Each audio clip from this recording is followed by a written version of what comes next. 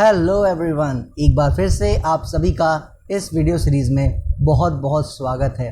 Market आप देख रहे हो, जो हमने बात की थी कि एक रेजिस्टेंस एरिया है 16,200-300 के आसपास, वहाँ से थोड़ी बहुत करेक्शन देना चाहे अगर तो दे सकता है। देगा या नहीं देगा वो तो देखिए कोई नहीं जान सकता, मगर आपने देखा कि वो करेक्शन ट्रिगर होती नज़र आई और थोड़ा सा करेक्शन मार्केट में हमें देखने को मिला। क्या इस करेक्शन से हमें कुछ घबराने की ज़रूरत है? क्या इससे कोई नेगेटिव इम्पैक्ट पड़ने की संभावना बढ़ गई है? ग्लोबली क्या हमें कुछ इश्यूज़ नज़र आ रहे हैं? क्या क्या परेशानियां भी हैं जिन पे हमें ध्यान देने की ज़रूरत है और हमारी अप्रोच यहाँ से क्या होनी चाहिए? उन सभी चीज़ों की बात आज करेंगे। वीडियो को अंत तक देखिएगा। शुरू करते हैं आज का वीकली मार्केट सिनेरियो नंबर 1, 2, 3। ये आ गए हम लोग निफ्टी के चार्ट पर। क्या बात करते आ रहे हैं दोस्तों, 16,200 से 300 का जो एक रेजिस्टेंस जोन है उसके आसपास एक करेक्शन आना चाहे तो आ सकता है। क्या देखा आपने, वहाँ पे भी जैसे थोड़ी बहुत करेक्शन आई थी, यहाँ पे भी थोड़ी बहुत करेक्शन आती नज़र आ रही है। अब यहाँ से ध्यान क्या देना है दोस्तों, अगर इसको यहाँ से अच्छा करते जाना है, मेरी बात ध्यान से सुनिएगा, 15,700 से 750 का जो ये सपोर्ट एरिया है इसके नीचे इसे नहीं चलना चाहिए। लो लगाना चाहे बिल्कुल लगा सकता है, याद रखिएगा ऐसी कोई प्रॉब्लम नहीं है, लेकिन मेनली इसके नीचे सस्टेनेबिलिटी नहीं होनी चाहिए। क्योंकि ये बात याद रखिएगा कि अगर इसके नीचे जाने की कोशिश करता है तो इसकी संभावना बहुत ज़्यादा हो जाएगी कि अपने लो की साइड या उससे नया लो लगाने की साइड ये एक बार जा सकता है, उसके बाद ऊपर आने की कोशिश कर सकता है, यानी कि थोड़ा टाइम और बढ़ जाएगा और ऊपर जाने के चांसेस तब भी रहेंगे, लेकिन यहाँ पे समय थोड़ा और ज़्यादा लग जाएगा लाइफ टाइम हाइज की ओर जाने में, जो हम बात करते आ रहे हैं कि हमारे टारगेट्स 20,000 20,500 प्लस साइड के हैं। हमारा मानना बस यही है कि अगर इसको यहीं से ऊपर जाना है तो इन एरियाज़ को होल्ड करते हुए थोड़ा प्राइस में या टाइम में यहाँ करेक्शन करना चाहे, करने के बाद वापस से ऊपर जाता नज़र आ सकता है। जब तक 15,700 750 का एरिया होल्ड कर रहा है, बिंदास राइड करते रहें, कोई प्रॉब्लम नज़र नहीं आ रही है। ऊपर आपको जाता नज़र आएगा लिटिल सूनर और लेटर, ये लेवल जब तक होल्ड कर रहे हैं। और अब आ गए बैंक निफ्टी के चार्ट पर दोस्तों। याद ही होगा आपसे हमने क्या कहा था यहाँ पे कि ये आउट परफॉर्म निफ्टी को कर सकता है। आप देखो जिन लेवल्स के आसपास पहुँचने की बातें हम निफ्टी में अभी कर रहे हैं, ये ऑलमोस्ट उसके आसपास पहुंचने के बाद करेक्शन करता नज़र आ रहा है। हालांकि जैसे बहुत सारे रेजिस्टेंस निफ्टी में हैं, वैसे यहाँ पे भी बहुत सारे रेजिस्टेंस एरियाज़ हैं, इसमें कोई डाउट नहीं है दोस्तों, याद रखिएगा। मगर हमारा पॉइंट वहाँ पे जो था, यहाँ पे भी वही है कि इसको नीचे के एरियाज़ जो कि 33,300-400 का था पहले, लास्ट वीक हमने आपको बता रखा था, ब्रेक नहीं करना चाहिए। और अभी यहाँ से अगर थोड़ा सा भी अच्छा करता है तो ये लेवल ज़रूर रिवाइज़ होगा। आज हम रिवाइज़ नहीं कर पा रहे हैं, थोड़ा इसको और देखना पड़ेगा किस तरह से यहाँ पे ये बिहेव कर रहा है। ओवरऑल निफ्टी की तरह बैंक निफ्टी भी अच्छा आगे कर सकता है। नए हाइज 41,000 42,000 इसके ऊपर के एरियाज़ भी हमें देखने को मिल सकते हैं, लेकिन ध्यान बस यही देना है कि नीचे के एरियाज़ यहाँ ब्रेक ना करें, क्योंकि ये निफ्टी की तरह सेम चार्ट नहीं है कि इसमें लो के पास जाके वापस आ सकता है, ऐसी संभावना इसमें खुली हुई नहीं है। इसका चार्ट थोड़ा सा अलग है, हम पहले से भी बात करते आ रहे हैं। बस ध्यान यही देना है कि इसमें ज़्यादा करेक्शन नहीं होनी चाहिए और 33,300-400 का एरिया है, ये बिल्कुल भी ब्रेक डिसाइसिवली नहीं करना चाहिए। जब तक इन लेवल्स को ये होल्ड कर रहा है, कहीं कोई प्रॉब्लम नहीं है। थोड़ा सा प्राइस, थोड़ा सा टाइम जो बिताना चाहे वो बिता के ये वापस से आपको ऊपर जाता नज़र आ सकता है। और अब आ गए फार्मा सेक्टर के चार्ट पर दोस्तों। आपको याद ही होगा, इसके बारे में हम बात करते आ रहे हैं कि करेक्शन यहीं कहीं फिनिश हो सकती है, इसकी संभावना बहुत ज़्यादा है, मगर काम इसमें करने की कोशिश फ़िलहाल नहीं करनी है जब तक प्राइस का बिहेवियर कुछ शो ना कर दे। और अब इस वीक जिस तरह का प्राइस बिहेवियर नज़र आया है, हम लोग ये ज़रूर कम से कम कह सकते हैं कि अब जो ये सपोर्ट एरियाज़ हैं इसके जो लगे हुए हैं नीचे 12,200 12,100 के आसपास ये ब्रेक नहीं करने चाहिए। जी हाँ दोस्तों, अगर ये वाकई में अच्छा करना चाहता है अब, तो 12,200 100 का जो ये जोन है ये ब्रेक अब नहीं करना चाहिए, और इसी के ऊपर काम करते करते कोई करेक्शन करना चाहे तो वो भी करके इसको भी ऊपर चलते नज़र आना चाहिए। इसका साफ मतलब यही है दोस्तों कि अब जो भी इसमें करेक्शन मिलेगी वो हमारे लिए किसी तरह की अपॉर्चुनिटी की तरह काम कर सकता है, मगर ध्यान ये देना है कि इसमें वो नीचे के एरियाज ब्रेक ना करें और बहुत ही ज़्यादा शार्प फॉल नहीं आना चाहिए। और अब आ गए मेटल सेक्टर के चार्ट पर दोस्तों। याद ही होगा आपको हम लोग क्या बात करते आ रहे हैं, लेवल इसमें हमारे ब्रेक हुए थे, उसके बाद से कुछ भी अच्छा करता नज़र नहीं आया है।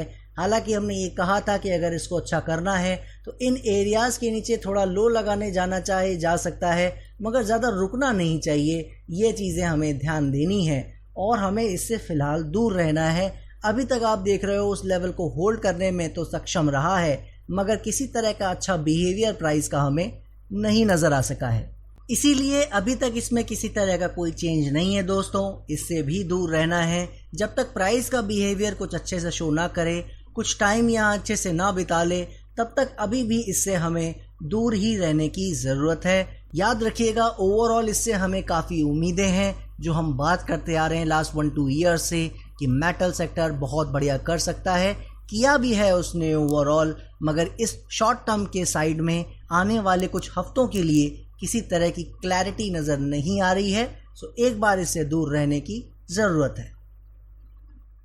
और अब आ गए एनर्जी सेक्टर के चार्ट पर दोस्तों। क्या बात करते आ रहे हैं हम, इसमें एक फॉल आ गया है एक्स्ट्रा मेटल सेक्टर की तरह, लेकिन इसने हमारे लेवल को ब्रेक नहीं किया है। जो हमने नीचे सपोर्ट एरियाज़ दिए थे इसमें, वो अभी भी इंटैक्ट हैं और वहाँ तक गया भी नहीं है ये। उसके बावजूद आप देखो किस तरह से यहाँ पे होल्ड करता नज़र आ रहा है और कहीं कोई प्रॉब्लम फ़िलहाल नहीं बढ़ रही है।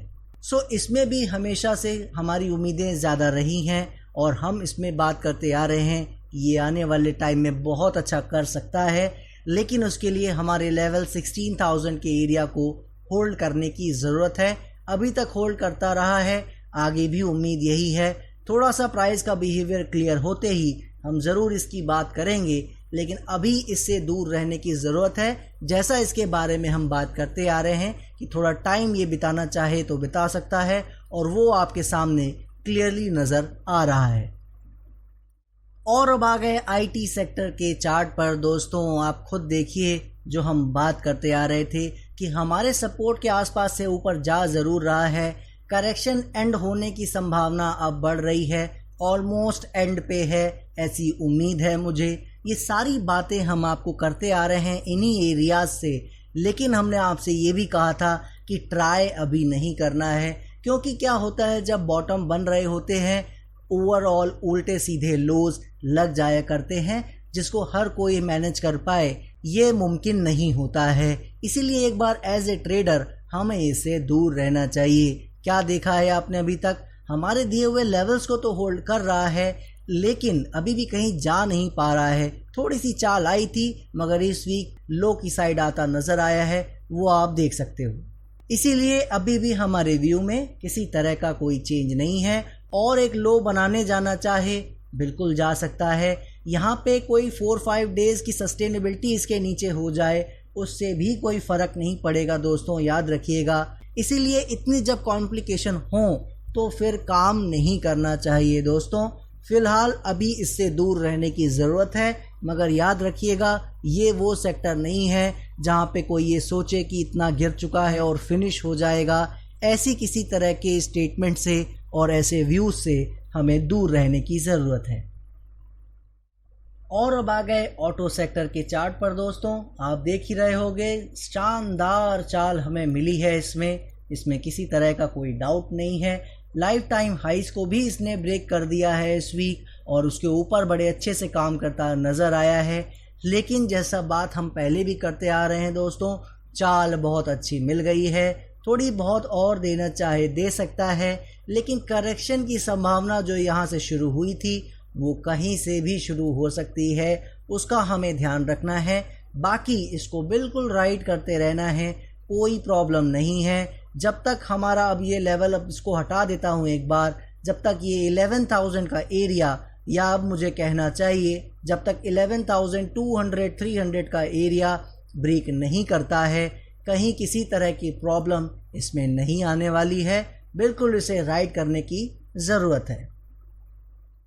और अब आ गए FMCG सेक्टर के चार्ट पर दोस्तों। याद ही होगा आपको ब्रेकआउट का कैरेक्टर और उसके बाद की चाल, सब आपको याद आ रहा होगा। जितनी शानदार तरीके से चाल इसने दी है, मुझे नहीं लगता किसी ने अभी तक दी है। ऑटो सेक्टर ने भले अच्छा मूव दिया है हमें, लेकिन जितनी साफ़ सुथरी चाल इसने दी है, कोई भी सेक्टर ऐसा नहीं है दोस्तों। बहुत ही बढ़िया से इसने काम किया है। मुझे पूरी उम्मीद है कि हमारे व्यूज़ आपको पसंद आ रहे होंगे। सही जगह पे हमने बात की थी, इसमें ध्यान देने की ज़रूरत है। और आप देखो कैसे 39,000 से 41,500 तक के एरिया तक पहुंच चुका है।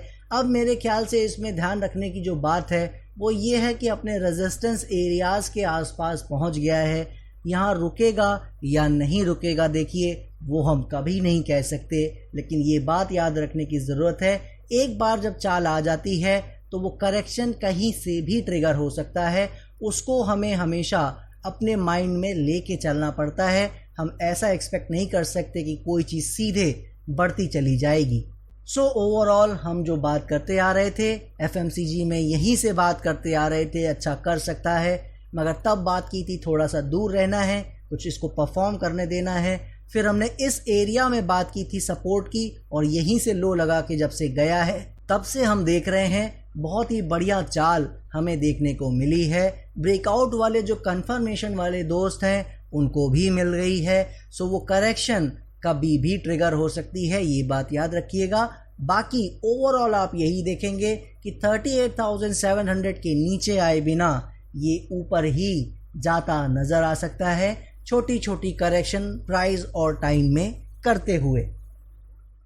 और अब आ गए हम लोग PSU बैंक के चार्ट पर दोस्तों। क्या बात की थी हमने, याद ही होगा आपको। बढ़िया चाल दे दिया है, रेजिस्टेंस के पास आ गया है, बिल्कुल एक बार चाहे तो करेक्शन दे सकता है, लेकिन ओवरऑल इसको अब 2390 के नीचे नहीं चलना चाहिए। आप देखो वहाँ गया, वहाँ के ऊपर निकलने की कोशिश किया, जो मैं आपको बताता हूँ हमेशा, रेजिस्टेंस का ब्रेकआउट इस तरह से कभी नहीं हो सकता। कैंडल देखिए यहाँ की, मैं आपको दिखा देता हूँ जूम करके।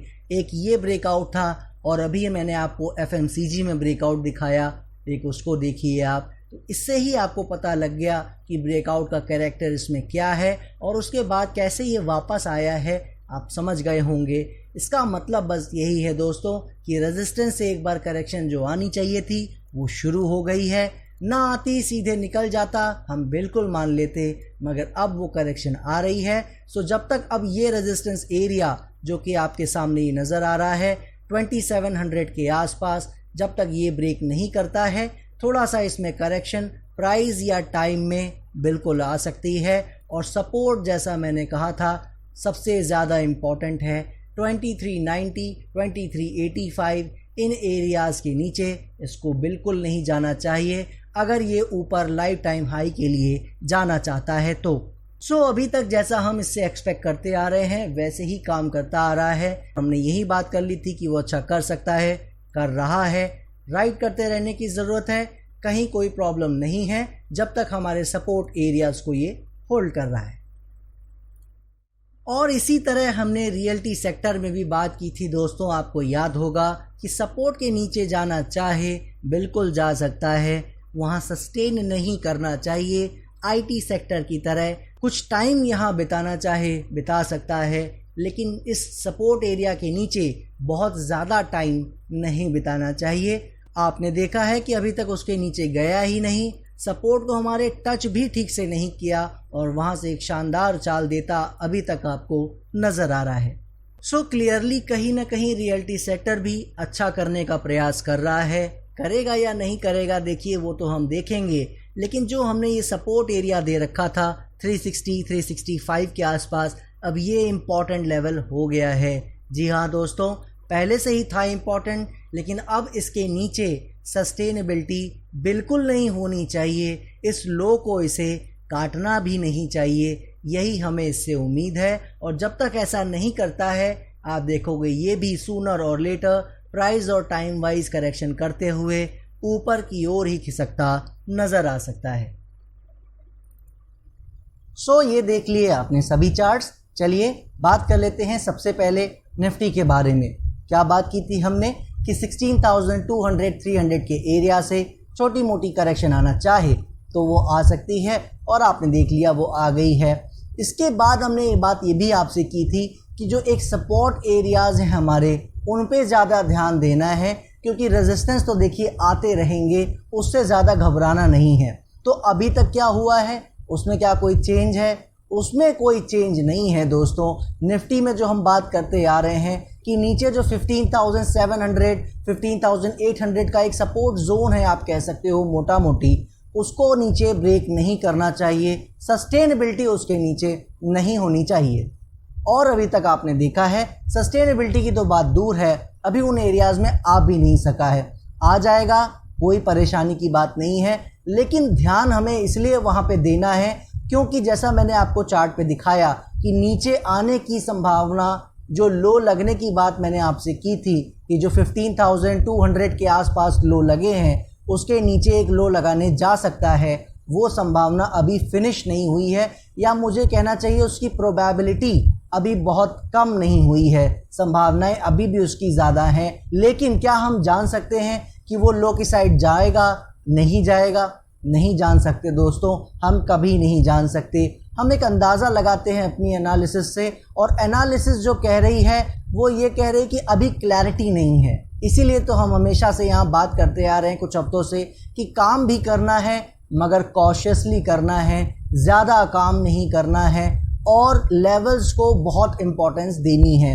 लेवल्स के बारे में हमने जो बात की थी, वो सपोर्ट आप देख रहे हो अभी तक होल्ड कर रहा है, वो ब्रेक करेगा तो आपको ये समझ जाना है कि एक बार लो की साइड या लो ब्रेक करने बिल्कुल जा सकता है। इसमें अभी तक कोई चेंज नहीं है, और वो चेंज होगा भी नहीं जब तक ये 16,700-800 के एरिया को डिसाइसिवली ब्रेक ना कर दे। जी हाँ, वो रेजिस्टेंस इसलिए ही इम्पॉर्टेंट है कि उसकी वजह से ब्रेक करने के बाद कोई बॉटम कन्फर्मेशन का 100% श्योरिटी नहीं मिलेगा, वो कभी नहीं मिल सकता दोस्तों। याद रखिए, हम यहाँ एनालिसिस कर रहे हैं, लेकिन जो हमारा पॉइंट रहा है प्रोबेबिलिटी का, प्रोबेबिलिटी जो 7,500 पे थी, वही आज यहाँ 15,200 की बात हम कर रहे थे, और वही चीज़ हम आपको यहाँ समझाने की कोशिश कर रहे हैं कि जो 16,700-800 का जोन है, एक बार उसे पार कर जाएगा तो फिर 15,200 का लो ब्रेक करने की संभावना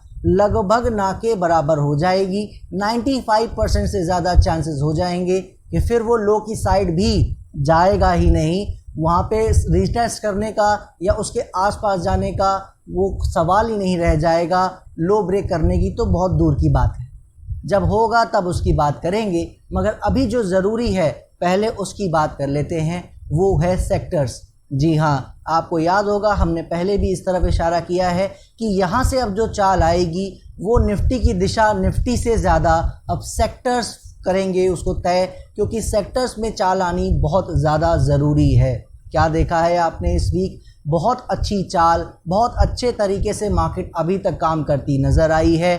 थोड़ी बहुत करेक्शन अगर उसमें आ भी रही है तो उससे बड़ी कोई प्रॉब्लम अभी हुई नहीं है, मगर आईटी सेक्टर को छोड़ के सभी सेक्टर्स, चाहे वो मेटल हो, फार्मा इवन हो, केमिकल हो, सब ने कहीं ना कहीं अपने आप को संभालने की कोशिश की है। और बैंक निफ्टी आपका chemicals, even pharma, energy, auto, PSU banks, ये सभी सेक्टर्स जो हैं बढ़िया तरीके से काम कर रहे हैं। इवन एफएमसीजी तो आपको बताने की ज़रूरत ही नहीं है, कितनी शानदार चाल उसने दे रखी है। तो इस तरीके से ज़्यादातर सेक्टर्स अब संभलने लगे हैं। कुछ तो आउट परफॉर्म बहुत अच्छे से कर रहे हैं, चाहे बैंक निफ्टी हो, एफएमसीजी हो, ऑटो हो, तो ये बहुत अच्छा कर रहे हैं। ये तब होता है दोस्तों, याद रखिएगा, जब मार्केट में कुछ अच्छे होने की संभावनाएं बन रही हों। अगर कोई बियर मार्केट होती है, अगर निफ्टी को वाकई 13,000 साइड जाना है, तो इस तरह की चाल आप सेक्टर्स में कभी नहीं देख सकते, ऐसा मेरा मानना है। कोई ज़रूरी नहीं है कल को कुछ इश्यूज़ आ जाएंगे मार्केट में और वो वापस से 13,000 साइड चली जाएगी, तो हम उसको डिनाई नहीं कर सकते।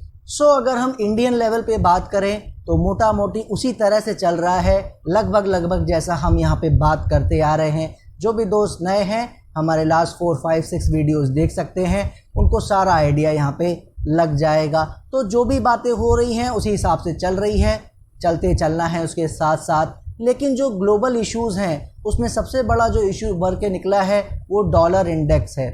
जी हाँ दोस्तों, जैसे मैंने आपसे कहा था कि बाहर जितने भी प्रॉब्लम हमारे लिए क्रिएट कर रहे थे, चाहे वो कोई भी पैरामीटर हो, डॉलर इंडेक्स का हो, बॉन्ड यील्ड का हो, क्रूड ऑयल हो, ग्लोबल मार्केट के इंडेक्सेस हों, कोई भी प्रॉब्लम जो क्रिएट कर रहे थे वो कहीं ना कहीं अपनी जगह पे एक जाके पॉज ले लिया है उन्होंने, और वो हमारी बेहतरी के लिए अब काम कर रहे हैं। जिनको गिरना चाहिए वो गिरने लगे हैं और जिनको बढ़ना चाहिए वो बढ़ने लगे हैं। लेकिन डॉलर इंडेक्स एक ऐसा इंडेक्स है जिसने अभी भी वहाँ पे पॉज लिया नहीं है, जो हमें लग रहा था कि शायद ले लिया है, उसने वहाँ से भी एक चाल दिखाई है। बाकी अगर हम ग्लोबल इंडेक्सेस की बात करें, लास्ट सेशन जो बीता है शानदार चाल सभी ज़्यादातर इंडेक्सेस में आई है, आप जाके चेक कर सकते हैं। खासकर डाउ जोन्स में बहुत बढ़िया कैंडल बनी है, बहुत ही ज़बरदस्त चाल आई है, वहाँ पे संभलने की कोशिश हो रही है, अच्छा करने की कोशिश कर रहे हैं। बाकी सब जगह भी जो हम बात करते आ रहे हैं, चाहे वो क्रूड ऑयल हो, चाहे वो बॉन्ड यील्ड हो, सब जगह मोटा मोटी ठीक काम चल रहा है। डॉलर इंडेक्स अब एक ऐसे लेवल पे और पहुंच गया है जो मेरी नज़र में एक फाइनल एरिया है, 110, 111 का जोन। जी हाँ, ये जो जोन है डॉलर इंडेक्स में, ये डिसाइसिवली अपर साइड ब्रेक नहीं करनी चाहिए। अगर ये ब्रेक नहीं करेगा तो आप देखोगे डॉलर इंडेक्स जल्दी ही कूल ऑफ होना शुरू कर देगा और आपको करेक्शन उसमें देखने को कम से कम मिलनी शुरू हो जाएगी। मगर मैं आपको ये बताना चाहूँगा इसके साथ साथ कि अगर डॉलर इंडेक्स बाय चांस नहीं भी ज़्यादा रुकता है, छोटी मोटी करेक्शन करके फिर ऊपर काट देता है लेवल हमारे दिए हुए भी, तो भी उससे घबराना नहीं है, क्योंकि बाकी जो एस्पेक्ट्स हैं वो बताएंगे हमें कि वो क्या बता रहे हैं। जैसे हम लोग टेक्निकल एनालिसिस में खासकर हम जो फॉलो करते हैं, वहाँ पे हम कई मिनिस्टर्स को फॉलो करते हैं और उनसे एक व्यू बनाते हैं, जैसा मैं आपको यहाँ बता रखा हूँ, राइट। इसी तरह ग्लोबल जितने भी पैरामीटर्स हैं वो भी एक एक मिनिस्टर्स ही हैं। तो किसी एक मिनिस्टर को देख के, उसके चाल को देख के अगर हमारे अपोजिट जा भी रही है व्यू के, तो घबराना इतना नहीं है। जो मेजॉरिटी होंगे व्यूज़ वही हमें हेल्प करेंगे और उसी साइड मार्केट जाती नज़र भी आएगी आपको। तो अभी तक ऐसा कोई प्रॉब्लम खास नज़र नहीं आ रहा है। डॉलर इंडेक्स ने थोड़े इश्यूज क्रिएट किए हैं, मुझे लगता है वो भी जल्दी सॉर्ट आउट हो जाएगा। यहाँ से हमें 20,500 प्लस के ऊपर बहुत जल्दी देखने को मिलेगा। हालांकि जब इतने बड़े करेक्शन से निकल रहे हैं तो 1-2 मंथ्स तो खाली हाईज तक पहुँचने में लग जाया करता है, कोई इतनी बड़ी बात नहीं है। लेकिन जो उसकी दिशा होगी, दशा होगी, वो बेहतरी की ओर होगी और स्टॉक्स और सेक्टर सबसे बड़ी बात वो बेहतर करते रहेंगे। और उसका एग्जाम्पल अब आपको दिखने लगा होगा, चाहे वो ऑटो सेक्टर हो या FMCG या बैंक निफ्टी हो, हर जगह जहां आप देख रहे हो चालें आनी शुरू हो गई हैं। कई लोग ये कह सकते हैं कि जो इतना बड़ा फॉल आया है मार्केट में उसका ये सब बाउंस है, जैसे निफ्टी में बाउंस नज़र आ रहा है। देखिए, जो भी लोग निफ्टी को बाउंस बता रहे हैं वो गलत नहीं है, ये याद रखिएगा। टेक्निकली ऐसे ही देखा जाता है कि कोई भी डाउन ट्रेंड चलता है वो एक सीधा जैसे नीचे नहीं गिरता है वैसे एक सीधा ऊपर नहीं बढ़ता है। तो जो भी फॉल आई है उसका ये बाउंस ही है दोस्तों। जो वो टेक्निकल एनालिसिस देख रहे हैं, जो वो चार्ट जानते हैं देखना, वो गलत नहीं है। लेकिन हम जैसा यहाँ बात करते हैं कि चार्ट्स कभी काफ़ी नहीं होते, ट्रेंड लाइन चैनल्स काफ़ी नहीं होते, बहुत सारे एस्पेक्ट्स देखने पड़ते हैं और वो बहुत सारे एस्पेक्ट्स हमें ये बता रहे हैं, मेजॉरिटी ऑफ एस्पेक्ट्स हमें ये बता रहे हैं कि ये अच्छा कर सकता है। ये जो बाउंस की कैटेगरी में अभी तक दिख रहा है ये एक ट्रेंड की कैटेगरी में आ जाएगा लिटिल सूनर और लेटर, ऐसा हमें लगता है। फिर भी हम गलत हो सकते हैं और वो गलत होने के लेवल आपको हम हमेशा देते आ रहे हैं। अल्ट्रा शॉर्ट टर्म का लेवल 15,700 और बिल्कुल जो ओवरऑल हमारे ट्रेंड की उम्मीद है अपसाइड की, उसका 15,200 का एरिया आपको पता ही है।